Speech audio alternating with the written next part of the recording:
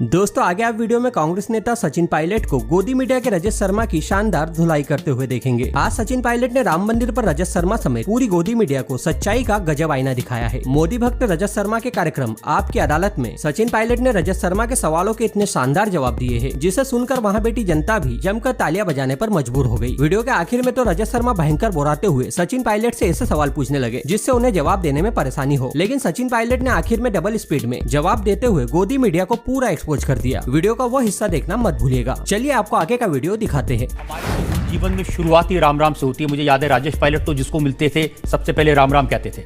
हम भी कहते हैं। आप ये जब मुलाकात होती है राजस्थान में गांव में किसी से, आप कभी जाके मिलिए तो राम राम सा एक ऐसा एक ग्रीटिंग है जो हर व्यक्ति, हर जाति, हर बिरादरी का हर व्यक्ति बोलता है। तो मैं अक्सर बोलता हूँ, हमारे कुछ साथी जो बोलते हैं कि साहब ये कांग्रेस के लोग इसको कम या ज़्यादा मानते हैं। मैंने कहा सबसे ज़्यादा राम राम तो मैं करता हूँ, सुबह शाम हज़ारों बार करता हूँ। तो भगवान का नाम लेना तो अच्छा है, और जितना ज़्यादा उच्चारण करेंगे उतना बढ़िया रहेगा।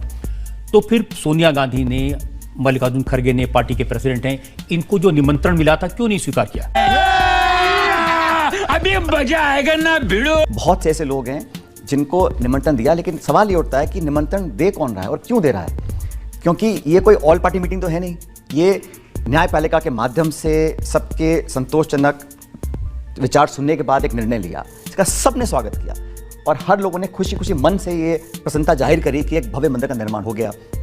लेकिन उसमें कब कौन कहाँ जाएगा, ये एक या दो लोग निर्णय लें ठीक नहीं है। पहली बात, अब शंकराचार्य उस मंदिर के निर्माण के कार्यक्रम में नहीं जा रहे हैं, उनके अलग कारण हो सकते हैं। लेकिन हमारा दल, हमारी पार्टी, कोई भी व्यक्ति हो, जिस मंदिर में जब जाना है, जब भजन कीर्तन करने हैं, कब व्रत करना है, कब जो करना है, ये व्यक्तिगत निर्णय होता है। और लेकिन इसका अगर हम इस्तेमाल करें राजनीतिक दृष्टिकोण से देखें, उसको मैं कहीं ना कहीं गलत मानता हूँ। इसलिए हमें लगा कि हमारे जब मन करे तब जाएंगे, और न्योता देने वाला तो ऊपर वाला है, और जब रामलला बुलाएंगे तब जाएंगे। कौन रोक रहा है हमारे? ना तो वहाँ जाने को कोई मजबूर कर सकता, ना कोई रोक सकता।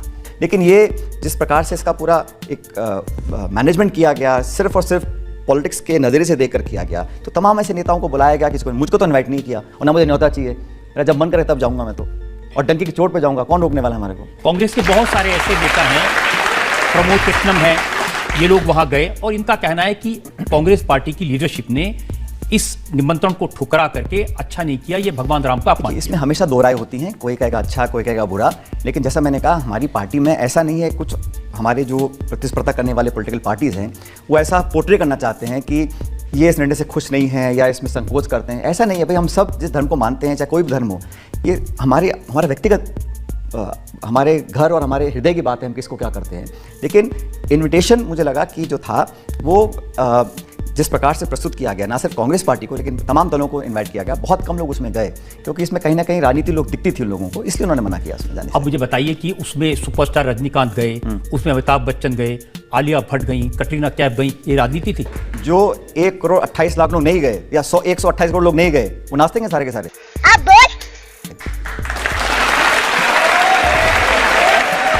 मैं पूछना चाहता हूँ, इतने सारे लोग बैठे हैं, आप में से कोई न्योता आया किसी को जाने का? मुझे भी नहीं आया। लेकिन आलिया भट्ट और रणबीर कपूर को आया। तो ऐसा तो है नहीं कि वो ज़्यादा हमसे ज़्यादा, कंगना रनौत को भी आया, उनको भी आया। तो अब ये लिस्ट जो है कौन बना रहा है भाई? ये जो लोग बैठे हैं ये निमंत्रण के लायक नहीं है। तो फिर ये जो पक्षपात हो रहा है, ये क्यों हो रहा है? ये भाई, या तो आप इंडस्ट्रियलिस्ट हो, या आप एक्टर हो, या प्रसिद्ध व्यक्ति हो, तभी आप राम भक्त हो सकते हैं। उसमें दो चीजें थी सचिन, एक तो 4,500 साधु संतों को, और दूसरा अलग अलग क्षेत्रों में जिन लोगों ने कुछ अचीव किया उनको, क्योंकि प्राण प्रतिष्ठा का कार्यक्रम था। और उसके बाद तो आप देख रहे हैं आज जो रिपोर्ट्स आई हैं, रोज 2 लाख 3 लाख लोग जा रहे हैं। रजत जी, सिर्फ उस मंदिर में नहीं, हजारों मंदिर हैं, वैष्णो देवी है, तिरुपति है, लाखों लोग जाते हैं। लेकिन वहाँ निमंत्रण कौन दे रहा है? जब मन करे तब जाओ। इतने लोग बैठे हैं, मैं बैठा हूँ, हमको निमंत्रण नहीं आया। मुझे लगता है आपको जरूर आया होगा, इसलिए आप बोल रहे हैं।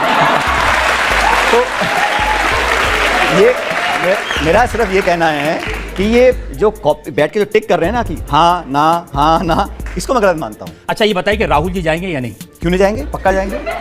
जब उनका मन करे जाएंगे, कौन रोक रहा है?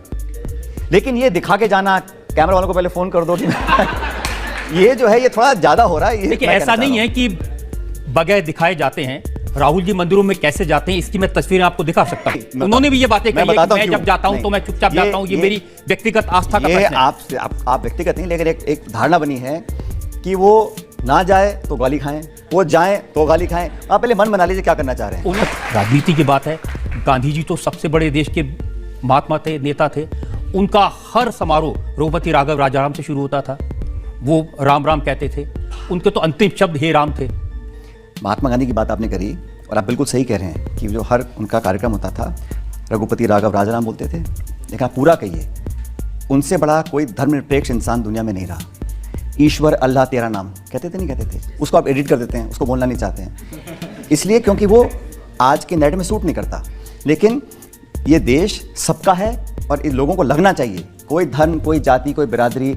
और वैसे ही इस देश में इतनी खाइयाँ बन गई हैं, अमीर गरीब की, गांव शहर की।